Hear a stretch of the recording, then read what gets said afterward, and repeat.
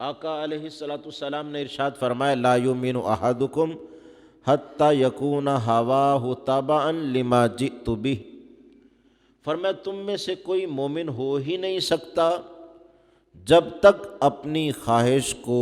میرے لائے ہوئے دین کے تابع نہ کر دے۔ اس کے دل میں ایک بات انگڑائی لیتی ہے، خواہش پیدا ہوتی ہے، وہ دیکھتا ہے حکم خدا کیا ہے، دین مصطفیٰ اس بارے میں کہتا کیا ہے، جو حکم ملتا ہے اس کے تابع ہو جاتا ہے۔ فرمایا یہ ایمان ہے اور یہ ایمان کا کمال ہے۔ یہ کیسا ایمان ہوا کہ بندہ ایمان کا اعلان بھی کرتا رہے اور ایمانیات سے بھی دوری اختیار کرتا رہے۔ جب مان لیا ہے اللہ تعالیٰ جل وعلا کو اور اس کے رسول مکرم صلی اللہ علیہ وسلم کو، پھر ان کے احکامات کو دل و جان سے تسلیم کر لیا جائے۔ اور دل و جان سے تسلیم کرنے کے بارے میں رب العزت جل وعلا نے حکم دیا ہے۔ فرمایا اے محبوب صلی اللہ علیہ وسلم، یہ اس وقت تک مومن نہیں ہو سکتے جب تک اپنے جھگڑوں میں آپ کو حاکم نہ مانے۔ اور پھر فرمایا آپ جو فیصلہ سنا دیں نا، ثم لا یجدوا فی انفسہم حرجا مما قضیت، اور آپ کے فیصلے کے بارے میں دل میں بھی کوئی تنگی نہ پائیں، دل و جان سے تسلیم کریں، وَيُسَلِّمُوا تَسْلِيمًا، اور خوب خوش دلی سے اس کو مانیں کہ آقا علیہ السلام کا فیصلہ ہے۔ فرمایا جب تک دل و جان سے اسے نہیں مان لیتے،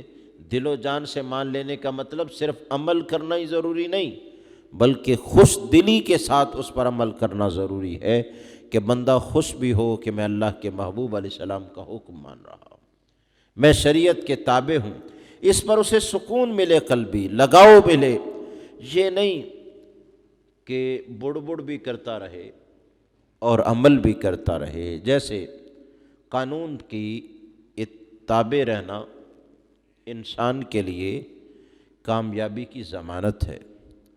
ٹریفک کے قانون کی ایک مثال دے کے بات کو آگے لے جاتا ہوں۔ کہیں سگنل پر ریڈ سگنل ہے، ٹھہرنا ضروری ہے، ایک شخص ٹھہرے اور جب تک گرین سگنل نہیں ہوا ٹھہرا رہا، اور جب اسے جانے کا اشارہ مل گیا پھر گیا۔ اب اس نے عمل تو کر لیا قانون پر،